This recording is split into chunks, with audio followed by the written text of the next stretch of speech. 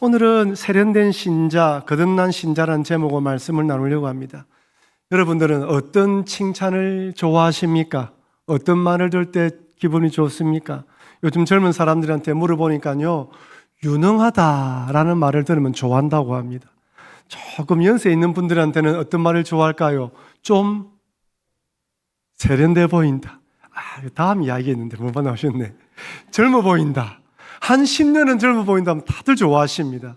그리고 세련되어 보인다. 싫어하는 사람 아무도 없어요. 젊은 사람이든 우리 어르신들이든 아이고 오늘 세련되어 보이네요 하면 다들 좋아합니다. 우리 옆에 분들에게 세련되어 보입니다 한번 인사할까요? 세련되어 보이시죠? 다들 좋아합니다. 10년은 젊어 보입니다. 너무 젊은데 그러면 제가 챗 GPT에다가 세련되었다는 뜻이 무엇이지 하고 물어봤습니다. 그래서 얘가 하는 말이 깔끔하고 정교하고 복잡함이나 거칠음이 없는 상태를 말합니다. 딱 그렇게 정의하고 난 뒤에 쭉 부가 설명을 해놓았어요. 제가 읽어드릴게요. 외모나 스타일이 세련되고 고급스러움 느끼게 하는 의미, 고급스럽다 느끼죠. 기술이나 솜씨가 뛰어나고 정교하여 감탄을 자아내는 상태, 와 이런 거죠. 교육이나 경험이 풍부하여 사회적으로 높은 수준의 이해와 감각을 지닌 경우, 시각적이거나 미적인 요소가 잘 조화를 이루어 아름다움을 느끼게 하는 경우, 세련되었다는 뜻에 이런 좋은 의미들이 많은지 저는 처음 알았습니다. 좋은 말은 다 들어가 있어요. 그래서 저는 이 세련된 말을 들으면서 바라건대 우리 부산북교회 모든 성도님들이 이런 세련된 성도가 되기를 주의 이름으로 축원합니다. 참 감사한 일이죠. 사실 어릴 적 우리 모습과 한번 비교해 보십시오. 어릴 적 우리 모습과 한번 비교해 보면 정말 말이 세련되었습니다. 혹시 여러분 집에 꽁꽁히 숨겨놓았던 어릴 적 사진, 제가 여러분에게 여러분 초등학교 사진 한번 보여주십시오 이러면 예 목사님 좋습니다 하고 보여주실 분 몇 분이나 있을까요? 많이 없을 것입니다. 아니 목사님 왜 그 촌스러운 때 모습 보려고 합니까? 다 사양할 것입니다. 사실 저도 제 초등학교 사진, 중학교 사진을 공개하는 건 좀 부끄러울 것 같습니다. 저만 그럴까요? 저와 함께 같은 초등학교를 졸업하신 분들이 계시죠? 중학교를 졸업하신 분들 계실 겁니다. 아마 그분 사진들 공개하면 아마 깜짝 놀랄 거예요. 이분이 그분이 맞나? 여러분 제가 초등학교를 다닐 때만 하더라도 얼마나 가난했습니까? 누나가 형들이 입던 옷을 물려받고요. 떨어지면 기워 입었습니다. 제가 아는 친구는 겨울만 되면요. 왜 그래 콧물을 많이 흘렸는지. 그죠? 지금 생각나는 친구 있죠? 그때는 부끄러운지도 몰랐어요. 이게 쑥 닦으면 어우. 그때는 참 그랬어요. 겨울에 뛰다닌다고 얼굴이 터가지고 빨간 친구. 여러분 버즘 압니까? 버즘. 얼굴에 알아요 이야기하시면 제 또래 사람들이죠. 그때는 못 먹고 가난해서 얼굴에 허옇게 피서, 그때는 또 영양가 있는 뭐 이런 크림이 있는 것도 아니었고 그래서 버점이 많았습니다. 어떤 때는요 점심시간에 도시락을 사오지 못해서 물로 배는 채운 친구도 있었어요. 가난한 시절이었습니다. 그런데 그랬던 친구들이 지금 만나보면 얼마나 세련되었는지 몰라요.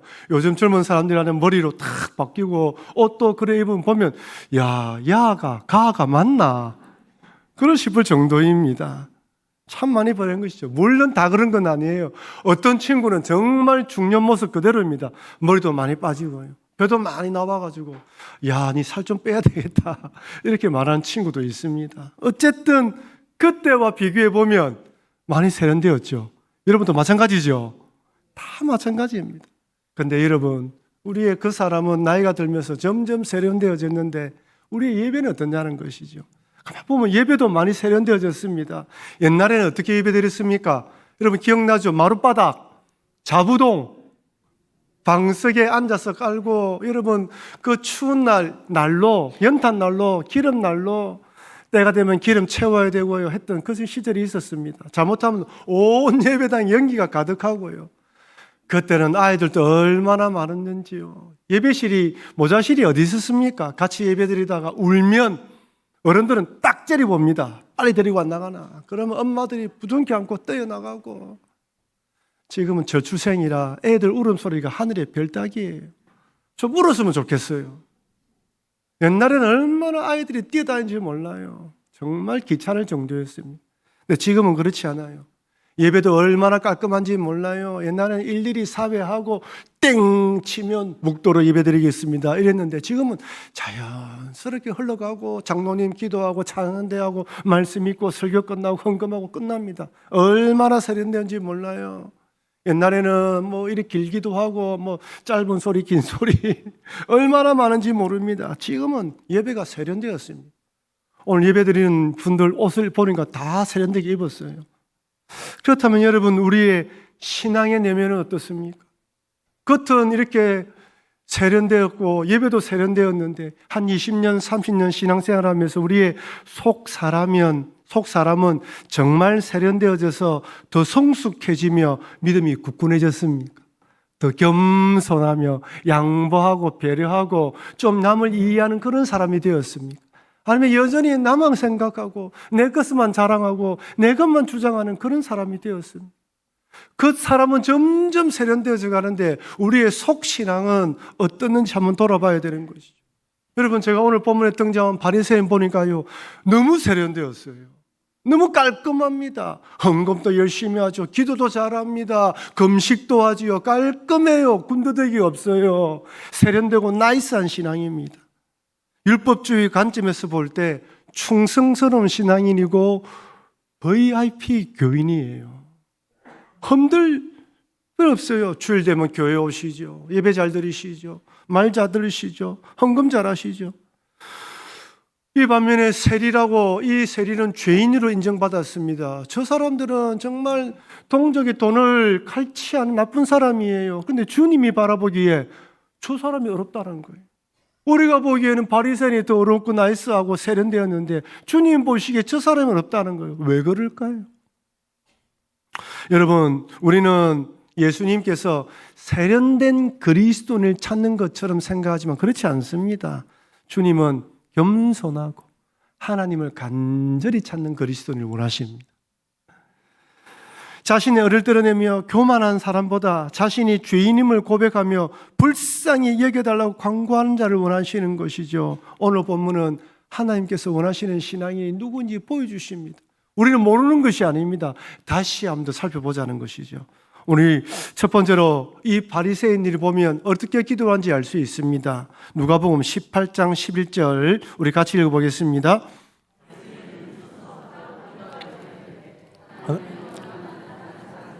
곧 토색의 부름 가름을 하는 자들과 같지 아니하고 이 세리와도 같지 아니함을 감사하나이다. 여러분, 바리새인이 기도하는데 어떻게 기도한다고요?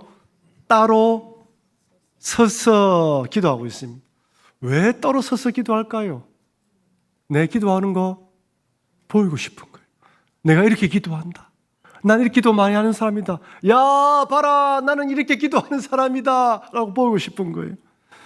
여러분, 우리 주님은 기도를 어떻게 하라고요? 골방에서 주님과 마주하는 마음으로, 그래 간절히 기도하라는 것입니다.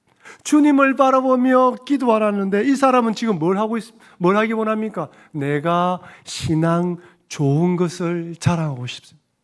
내가 맞다는 거예요. 내만 맞다는 거예요. 내처럼 따라하라는 것입니다. 그게 강한 거예요. 자신을 지켜 세우고 있습니다.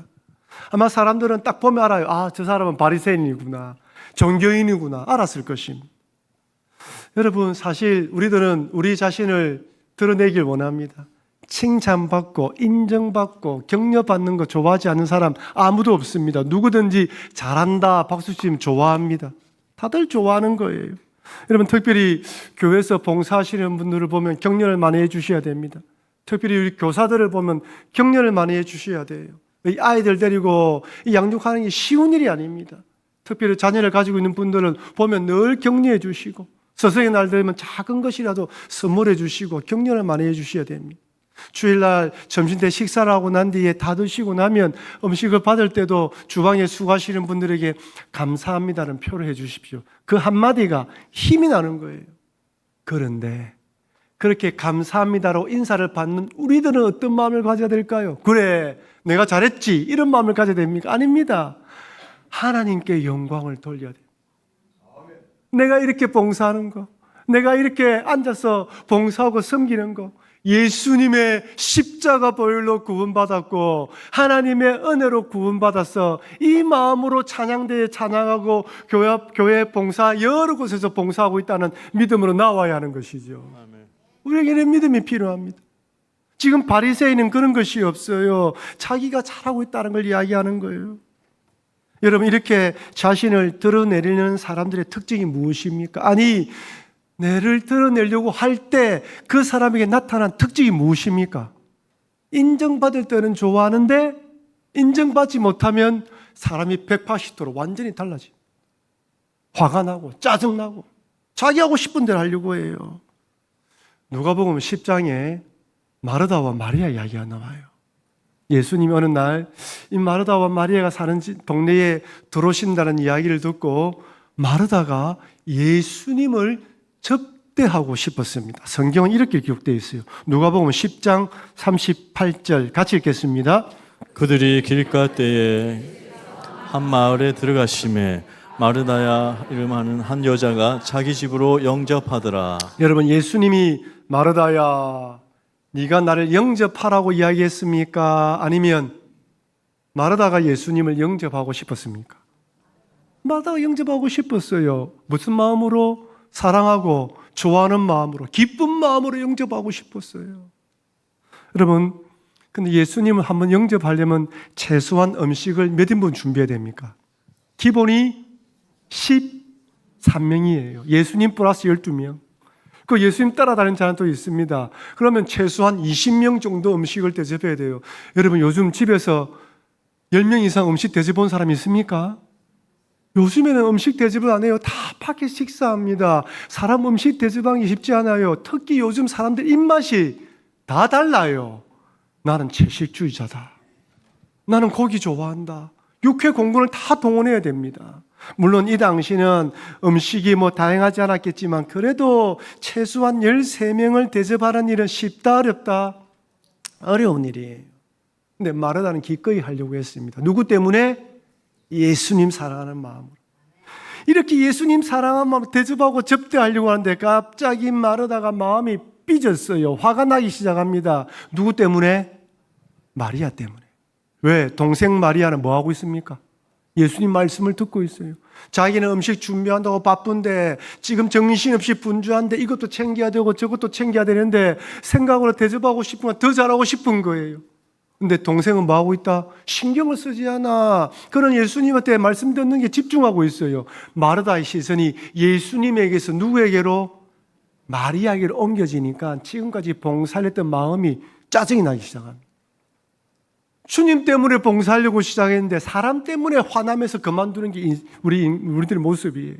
마르다가 화가 많이 났어요. 성김이 짜증으로 변합니다. 기쁨의 봉사가 불평, 불만으로 바뀌었습니다. 흥얼거리면서 식사 준비했는데 눈이 딱 찢어졌습니다. 누구 때문에? 누구 때문에? 여러분 잘 생각해 보십시오. 여러분이 봉사하다가 주님 때문에 화가 납니까? 사람 때문에 화가 납니까? 시선을 주님께로 고정시키지 않으면요 언제든지 마리아처럼 되는 거예요. 우리 마르다처럼 되는 거예요. 우리 인생이. 바리새인들은 주님을 바라보면서 자신이 신앙생활 잘한다 하지만 결국 자기를 알아봐 달라는 것입니다. 이런 신앙은요 알아봐 주지 않으면 짜증내고 화내는 거예요. 돌았습니다. 둘째는 따로 서서 기도하면서 둘째는 뭐하고 있습니까? 세리와 비교합니다. 우리 다시 한번 누가복음 18장 11절 말씀 읽도록 하겠습니다. 바리새인은 서서 따로 기도하여 이르되 하나님이여 나는 다른 사람들 곧 토색, 불의, 간음을 하는 자들과 같지 아니하고 이 세리와도 같지 아니함을 감사하나이다. 주님, 토색, 불의, 간음하는 자들 같지 않습니다. 세리와도 같지 않다. 지금 따로 기도하면서 자기의 신앙을 자랑하고 나는 이렇게 하고 있습니다. 나는 저렇게 하고 주님 저 사람 보십시오. 얼마나 악한 사람인지요. 저라면 되겠습니까 주님? 자기만 드러내고 있어요. 불쌍히 여기는 마음이 하나도 없어요. 딱 들어보면 알잖아요. 아, 지 자랑하고 있구나. 토색, 불의, 간음 세리같이 않습니다. 여러분, 이런 사람들은 그 당시 공식적으로 죄인으로 간주된 사람들입니다. 이런 자들처럼 하나님께서 싫어한 죄를 짓지 않았다는 거예요. 그러면서 자기의 어려움을 또 이렇게 드러냅니다. 누가복음 18장 12절, 나는 일회에 일주일에 2번씩 금식하고 또 소득의 11조를 드리나이다. 나는 이렇게 하고 있습니다. 나는 이렇게 잘하고 있습니다. 주님 아시죠? 자기의 자랑을 부각하고 있습니다. 은근히 기도하면서 자기의 자랑을 드러내고 세리들을 디스하고 있는, 까는 거예요. 여러분, 이렇게 드러난 신앙 행위와 열심을 보면 바리새인은 멋있는 사람입니다. 근데 문제는 예수님이 이 바리새인을 평가를 어떻게 하느냐는 거예요. 여러분, 사복음서를 읽어보면 예수님이 바리새인을 칭찬하는 장면이 나옵니까? 없어요. 혹시 찾아보면 저한테 이야기를 해 주십시오. 제가 못 찾을 수도 있으니까요. 한번 알아보십시오. 물어보십시오. 예수님은 바리새인을 칭찬했는가? 성경을 쭉 읽어보니까요, 바리새인을 노골적으로 비난하십니다. 이렇게 이야기합니다. 바리새인들 중에는 이혼법을 마음대로 뜯어고쳐서 아내를 버리고 자기 마음에 드는 여인과 결혼했다. 고르반 하면서 하나님께 드렸다면서 부모를 공양하지 않았다. 심지어 돈을 사랑했다라고 기록되어 있습니다. 마태복음 23장에서 노골적으로 이 바리새인들을 이렇게 비난합니다. 마태복음 23장 25절 같이 읽어보겠습니다. 뱀들아, 독사의 새끼들아, 너희가 어떻게 지옥의 판결을 피하겠느냐. 그 앞구절, 우리 그 앞구절 마태복음 23장 25절 읽어보겠습니다.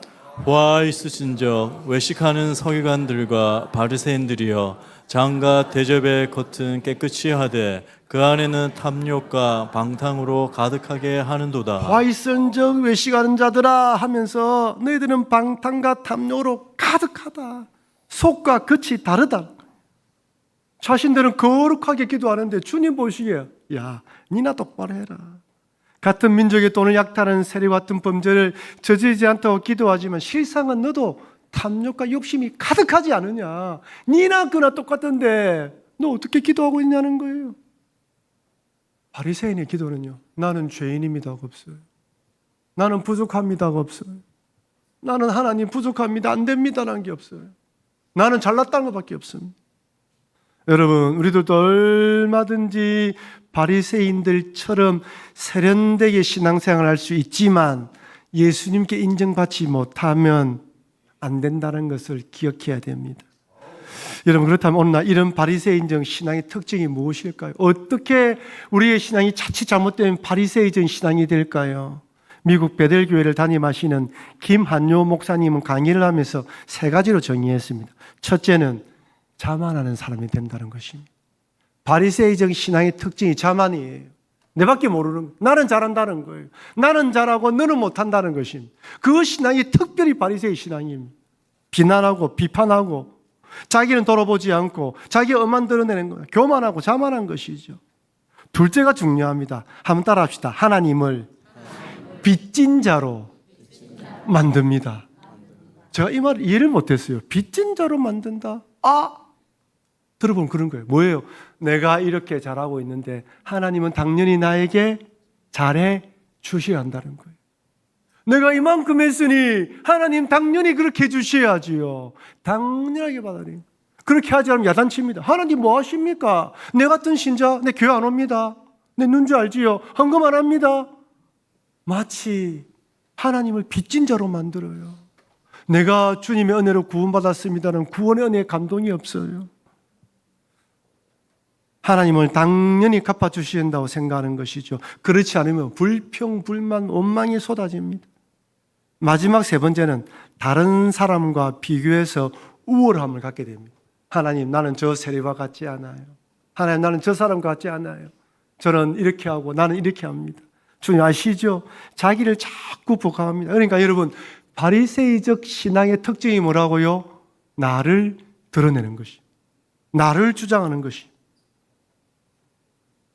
하나님께서 하늘을 향해 얼굴을 치켜 들고 기도합니다. 떳떳하거든요. 예수님은 이런 바리새인들을 신랄하게 비판하셨습니다. 마태복음 23장에서는 화 있을진적 외식하는 자들아 하면서 23장 33절 이렇게 말합니다. 뱀들아 독사의 새끼들아 너희가 어떻게 지옥의 판결을 피하겠느냐. 자기는 어렵다고 생각하고 천국 들어갈 것이라 생각하는데 뭐라고요? 너 지옥의 판결 피하겠느냐. 세련된 신앙이었지만 이런 것이죠. 그러면서 오늘 본문에서도 이렇게 말합니다. 누가복음 18장 14절 같이 읽겠습니다. 내가 너에게 이르노니 이에 저 바리새인이 아니고 이 사람이 의롭다 하심을 받고 그의 집으로 내려갔느니라. 무릇 자기를 높이는 자는 낮아지고 자기를 낮추는 자는 높아지리라 하시니라. 아멘입니다. 아멘입니다. 한번 따라할까요? 자기를 높이는 자는 낮아지고 자기를 낮추는 자는 높아지리라. 자기를 높이는 자는 낮아진다는 거예요. 지금 너를 너무 높이고 있다. 안 된다는 것입니다. 겸손한 자세로 하나님께 엎드리라는 것입니다. 그렇다면 여러분, 세리는 어떻게 기도하고 있을까요? 세리는 이렇게 기도합니다. 누가복음 18장 13절 우리 같이 한번 읽어보겠습니다. 세리는 멀리 서서 감히 눈을 들어 하늘을 쳐다보지 못하고 다만 가슴을 치며 이르되 하나님이여 불쌍히 여기소서 나는 죄인이소이다 하였느니라. 아멘입니다. 여러분, 세리도 어디서 기도하고 있습니까? 멀리 서서 기도하고 있어요. 바리새인은 따로 서서 기도하고 있는데 세리는 멀리 섰습니다. 여러분, 여기 멀리 서다라는 것은 일반 사람들이 기도하는, 유대인들은 일반 사람들이 기도하는 여인의 뜰에서 기도했다고 합니다. 그런데 여기 멀리 섰다는 것은 여인의 뜰이 아니라 이방인들이 와서 기도하는 뜰에 서서 기도하고 있다는 거예요. 자기는 유대인이지만 죄인으로 생각해서 이방인들이 서 있는 그곳에서 멀리 서서 기도하고 있다는 것입니다. 감히 하나님 앞에 나설 수 없다는 것이죠. 두 번째로 불쌍히 여기소서 나는 죄인입니다라고 기도합니다. 내세울 곳이 없다는 거예요. 사람들에게 인정받는 것 맞습니다. 주님, 저는 정말 죄인입니다. 주의 긍휼하심이 아니면 살아갈 수 없습니다. 고백합니다. 특별히 가슴을 치며 통해 잡아갑니다. 하나님, 내가 이렇게 살고 있는데 이렇게 살면 안 되는데 주님 불쌍히 여겨주십시오. 하나님 도와주십시오라는 것이 많습니다. 여러분, 세리의 기도는 세련되지 않아요. 투박합니다. 미사오구가 없어요. 화려하지 않아요. 자기 있는 심정 그대로 토해내고 있습니다. 나이스하지 않지만 하나님의 심령에 와닿습니다. 하나님 마음에 감동을 주십니다. 왜 그렇습니까? 자기의 죄인됨을 고백하고 부족함을 인정하고 주님의 은혜를 간절히 구하는 것, 그것을 주님 바라시는 것입니다. 하나님 보시기에 세련되고 멋있게 종교의 싱을 잘하지만 정욕과 탐욕이 가득한 바리새인이나 드러내놓고 죄를 짓는 세리나 하나님 보시기에 똑같은 거예요. 그런데 문제는 이 세리는 주 앞에 나올 때 얼마나 자신이 죄인인지 자각하고 하나님 은혜가 아니면 안 된다는 간절함으로 나온다는 것이.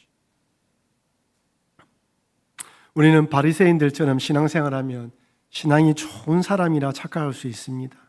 하지만 하나님께서 원하시는 것은 자신이 죄인됨을 고백하고 하나님의 은혜를 구하는 겸손이. 여러분, 신앙생활을 오래 하다 보면요, 직분을 받게 되면요, 세련되어지는데 간절함이 사라집니다. 겸손하게 주님을 바라보며 엎드리는 신앙이 사라져요. 그냥 형식에 젖어서 틀에 박혀서 그렇게 신앙생활을 할 수 있습니다. 그러니 우리의 신앙이 바리새인적으로 변하지 않도록 늘 경계하고 세리와 같은 죄인됨의 마음으로 겸손하게 엎드리게 해달라고 기도하시는 여러분과 제가 되기를 바랍니다. 나를 구원해 주신 하나님의 은혜와 십자가 보혈에 깊이 감사하며 은혜를 목말라야 되는 것이죠. 그렇지 않으면 겉으로는 아무리 세련되어도 주님의 책망을 받는 것입니다.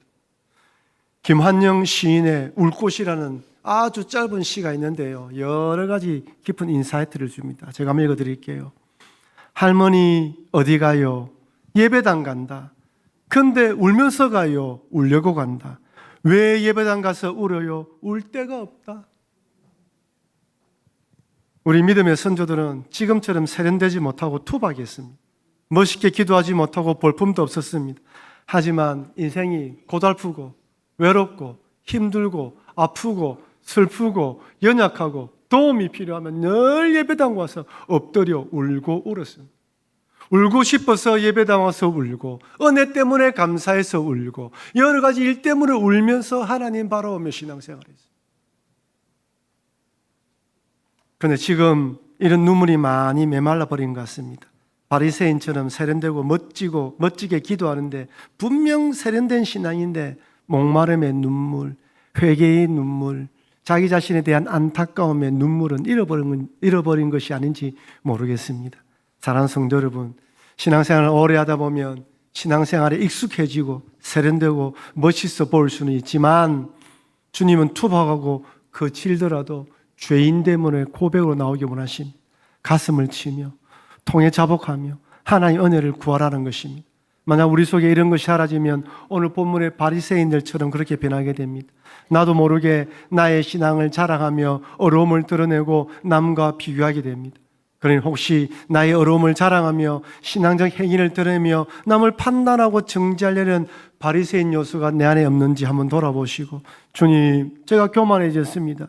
바리새인들처럼 변하고 있습니다. 나는 죄인입니다. 나 같은 죄인을 구원해 주셔서 감사합니다라는 고백으로 겸손하게 주 앞에 엎드리는 여러분과 제가 되길 주의 이름으로 축원합니다. 우리 받은 말씀을 기억하며 하나님, 우리 신앙생활